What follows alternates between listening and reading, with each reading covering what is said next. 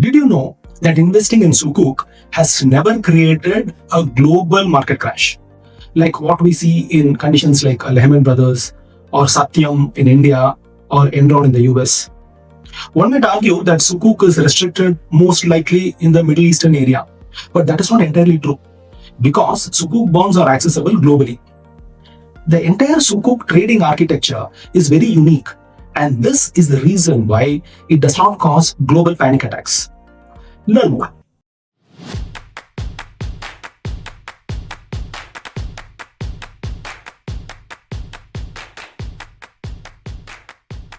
You've seen the headlines, right? These massive financial giants, they seem totally invincible one day, and then both, they're gone the next. But what if the problem isn't just a few bad apples or one terrible decision? What if the cracks are actually in the very foundation the whole system is built on? Well, today, we're going to take a hard look at that foundation and explore an alternative that's designed specifically not to crumble. I mean, this is the real question, isn't it? How can a company that's worth billions of dollars, with these massive, gleaming towers all over the world, just evaporate? It honestly feels like some kind of magic trick, but it's not magic. It's a structural failure. So, let's dive in. The names, they're just infamous. It's like a roll call of collapse.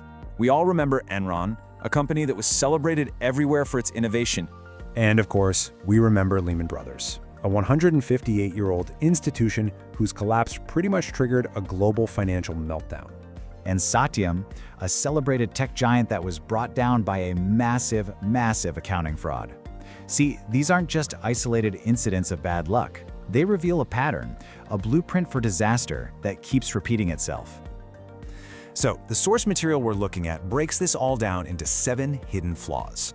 Now, to really get it, we're going to focus on a few of the biggest ones, the ones that show you exactly how this whole house of cards gets built.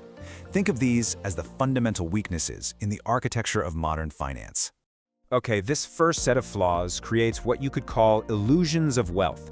They're all about making a company look incredibly healthy on paper, even when, in reality, it's terminally ill. And the most classic illusion of them all is flaw number 1, paper profits. Let's make this super simple. Imagine a popular restaurant. On its books, it says it's earning a whopping 10 lakh a month. But when it's time to actually pay the farmers for the vegetables, the cash register is empty. Their excuse? Oh, don't worry, we're gonna have tons of customers next year. You see the problem? It looks fantastic on a spreadsheet, but you can't pay today's bills with tomorrow's promises.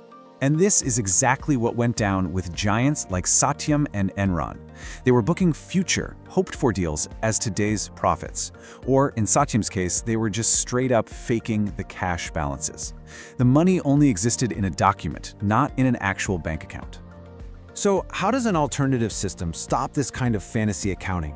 Well, one example is the Sukuk model, which is basically an investment tied to a real physical thing. Its approach is brutally simple and just tied to reality. Payments to investors only come from actual cash flow, real rent that's collected from a building, or real fees from an aircraft being used. If the cash doesn't come in, the payment doesn't go out. Simple. It forces a connection to today's cash, not tomorrow's fairy tales. All right, let's move to our next illusion, because this is where it really starts to build. It's not just the profits that can be an illusion. The very assets a company claims to own can be just as imaginary, and that is flaw number 2, assets that exist only on a spreadsheet. And this analogy just nails it. Imagine you're sold this beautiful, premium fruit basket. The packaging is incredible. But when you finally get it home and open it up, you find it's filled with rotten apples, all cleverly hidden underneath the good ones. This is exactly what happened with those mortgage-backed securities that blew up the economy in 2008. They just bundled thousands of terrible, high-risk loans together and wrapped them in fancy, complex financial packaging to hide the rot inside. So it really boils down to this, right? The difference between an illusion and reality. In the conventional system, you have these incredibly complex bundles, these repackaged loans that, honestly, nobody really understands. But in the Sukuk alternative, the asset has to be identifiable and usable. You have to be able to physically point to it, that building, this factory, that plane. You just can't keep repackaging rotten fruit. Okay, so we've seen how wealth can be a complete mirage. But this next set of flaws? This is about how risk is actively hidden and dangerously amplified. And the most powerful amplifier of all is flaw number 3, extreme leverage. Just let that number sink in for a second. Right before it collapsed, Lehman Brothers was leveraged 30 to 40 times. That means for every $1 of their own money they put in, they had borrowed 30 or 40 more. They were literally building a global empire on a mountain of debt. And here is why that is just so terrifyingly risky. Imagine you buy a 1 crore rupee house, but you only put down 3 lakhs of your own cash, borrowing the other 97. Now, if that house's value drops by just 5%, just 5 lakhs, your entire 3 lakh investment is completely wiped out, gone. You're bankrupt. That is the trap of high leverage. A tiny little dip creates a catastrophic loss. The alternative system is designed to stop exactly this. In a Sukuk structure, you can't just keep borrowing against an asset over and over and over again. The amount of debt is capped by the real-world economics of that specific asset. This is what stops the creation of these super fragile financial Jenga towers that are just waiting to topple over at the slightest nudge. So this brings us to our final category. We're going to jump ahead to a flaw that's all about the system's own safeguards, or maybe the lack of them. We're moving away from hidden risks now and into the very structure of trust itself. Now this one is absolutely critical. Flaw number 6, single-point trust failure.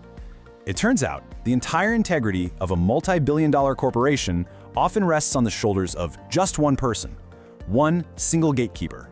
And this analogy just makes it so obvious. Imagine a massive stadium packed with thousands of fans, but the entire security system depends on one guard at the main gate.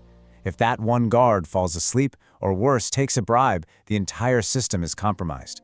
Well, in finance, that single guard was often the auditor. And if they failed, which they did with both Satyam and Enron, the whole building came down with them. Now contrast that single point of failure with a system of distributed trust. Just look at the layers of checks and balances built into a Sukuk.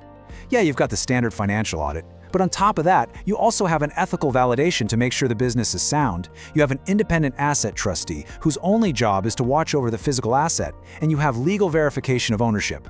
To cheat this system, you'd have to get multiple independent parties to all collude at the same time. It's just structurally so much harder to break. And this leads us to the final terrifying flaw we're going to cover today. The source calls it the catastrophic collapse. When confidence breaks in the conventional system, it is like an elevator cable snapping. The fall is instant, it is total, and it is devastating.